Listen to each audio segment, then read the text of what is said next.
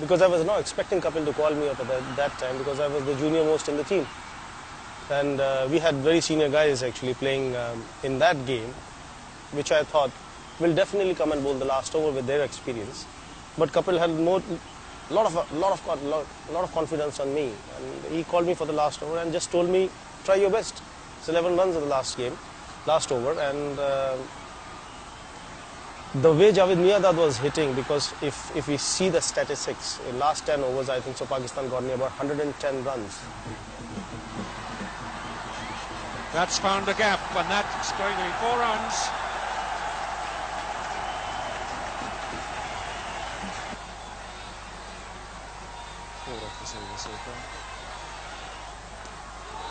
That's a big hit.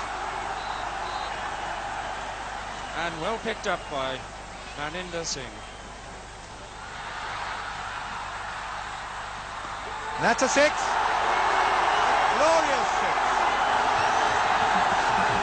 I can tell you from the moment that ball hit the bat, it's going to be a 6. It was absolutely sensational, because from I think the game started at 9 and finished at 5.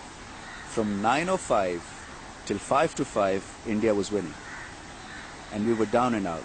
I mean, 260 odd in 1986 was a lot to ask from the batsman, because generally 230, 240 was the score that was being scored in the one days, and suddenly India had got off to that good total, and then we were losing wickets. I remember I got out early, a few of the other batsmen, so it was Javed versus India basically, and he was taking his time, was getting the singles here and there, and would be lucky finding the gap and finding a boundary. But it was sort of such a quality innings that had a lot of method, and when he actually won the game for Pakistan, it was truly and still maybe probably one of the all-time great one-day knocks ever.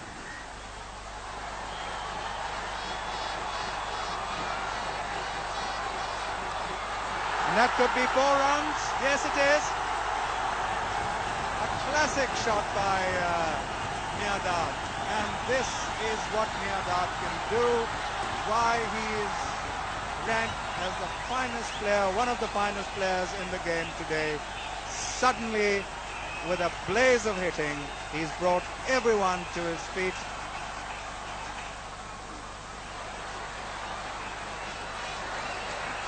And that's up in the air, and it's going to be a 6. It is. Over Kapil Dev at long on into the crowd. I did believe that we would have won the match, but I think you won't believe Javed Miandad when he was batting. They were losing wickets at regular intervals, and we thought, okay, we have still won the match quite easily. But very surprisingly, Javed had a lot of confidence in himself. He kept on begging the guys in the other end. He said, just please guys, one of you guys just stay with me, I'll win the match, I'll win the match. And that is a kind of tremendous confidence Javed had in himself, and it's quite surprising, because we all thought he must be talking to his hat, because we were getting wickets at regular intervals, and the run rate was going up, the asking rate was going 5, at one point it went up to 6, 7 also it went up, and getting an asking rate of 6, 7 runs and over even today is considered a big asking rate. But somehow Javed had a lot of confidence in himself, and I still remember, I don't know the statistics exactly, when the last 10 overs started, they almost had scored more than 70, 75 runs to win, with hardly 3 or 4 wickets in hand. And even then I thought we will win the match, and I guess that day it was Javed's day, and we could not stop him at all. The last over coming up, and Pakistan required 13 to win. 235%. What an innings this is.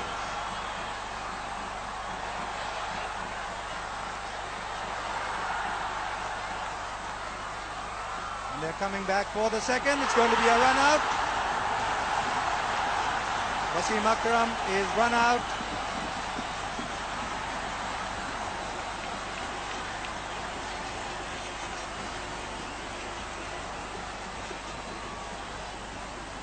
.236 for 8, 5 deliveries and 10 runs. There you are, Javed Miandad going for a big swing.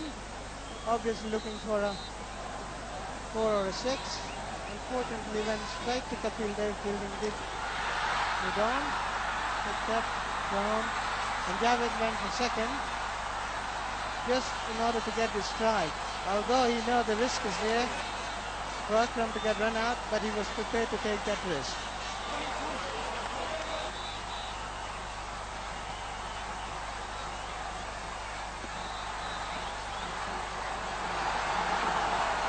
That's 4 runs.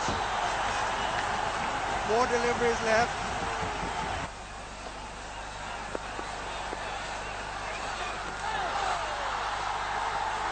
Brilliantly fielded. What a brilliant bit of fielding, and that bit of fielding could have saved the match for India. Open man facing.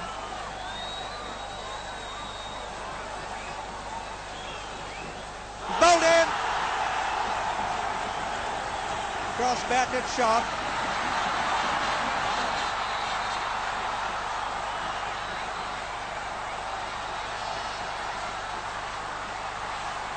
And that is a single. A run out missed. 242. The last ball coming up. I think so.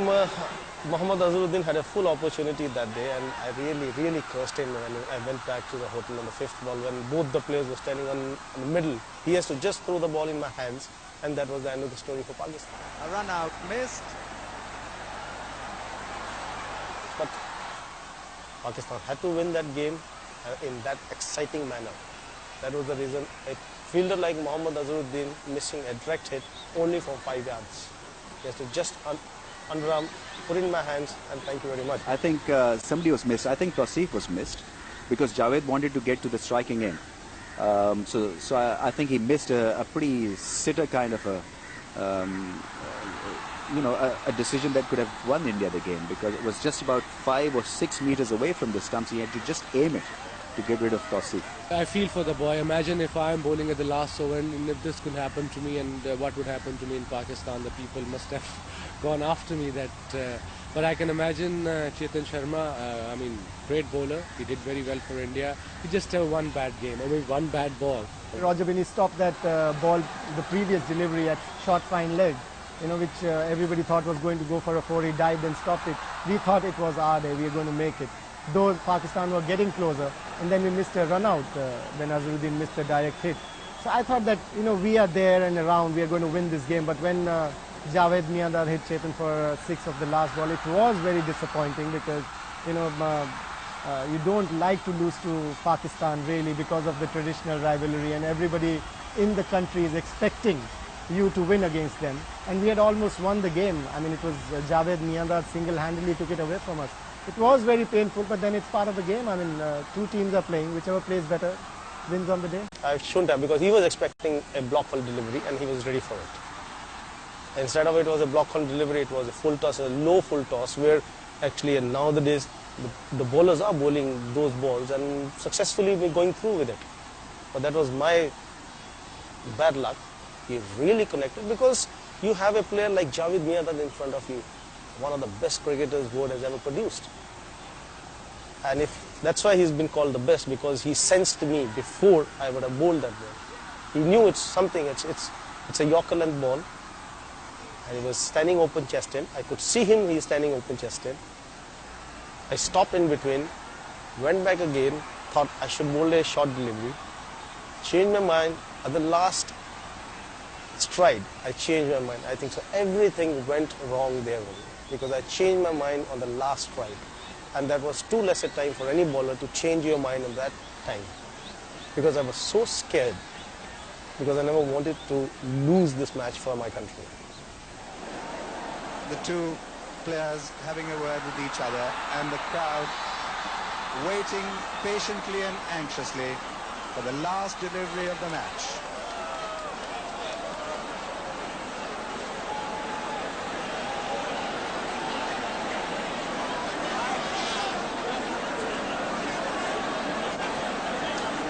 The man of the moment, the man of the match,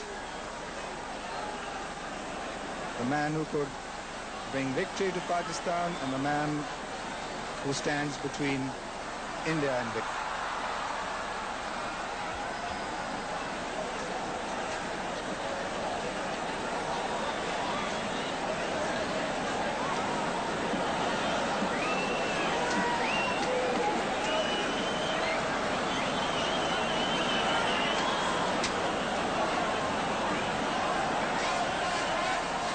The last ball coming up, 4 runs required. He makes a 6, and Pakistan have won. Unbelievable victory by Pakistan. And Javed Miandad, the hero of the moment. This is unbelievable. Just look at the crowd there. Miandad the great, they chant. Miandad the great. And this crowd here has simply erupted. It was electrifying in Sharjah. Everybody was abusing me that day. I still remember that. I think as a bowler, I can imagine what he was trying. He was trying to bowl a yorker or a low full toss, and that's what exactly he did. But like I said earlier on, Javed Miandad is sort of batsman who ball when the slog overs, he always looks at the one side, and that is mid wicket. That's his strong, that was his positive point. And unfortunately for Chetan Sharma, unfortunately for Pakistan, that ball pitched towards Miandad where he wanted to play it. So you can't blame a bowler. He tried his best. That's the only ball he could bowl, and he did bowl. But Javed Miandad played a great shot on that ball. So credit goes to the batsman. And bowler tried it best. As a bowler, I can imagine what he was thinking at the time. And I feel for Chetan. I hope people forgive or forget whatever he did. He didn't do intentionally. It was just happened. It was part of the game. That's the strategy. He tried. It didn't work out. And I faced a lot of problems when I came back to India. If you are going for a boarding card on any airlines, if you are 2 kilos excess baggage, you have to pay for that. Where Indian cricketers do really enjoy the hospitality of all the airlines, because we carry such a heavy stuff, bound to be overweight. Nothing was spared, and nobody was like excusing me for a small mistake also. Till I really went to England and proved myself. And I really went through you can say one of the worst times a cricketer can ever go through. Those 2.5 months before we would have toured to England, this 2.5 months was really bad. I never used to go out. I never used to move out. I just used to go from my house to the ground, practice, come back. That's it. That's how I used to do it. And then England brought me back in the scene. And people, tend to forget things, slowly the time goes. They tend to, lose the memory of the last ball, then they start talking about the next series. Like so on, I played for another 4-5 years. That was nice actually.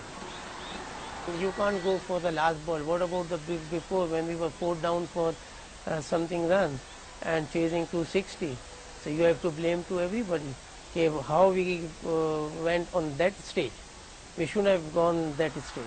So you can't blame, because cricket, every bowler or cricketer, whoever batting or bowling, they always try their best. I mean, this is happened sometime somebody's days and sometimes somebody's day, and it goes like that. But if they are blaming only Chetan Sharma, I don't think it's a fair comment or fair things to criticize cricketers.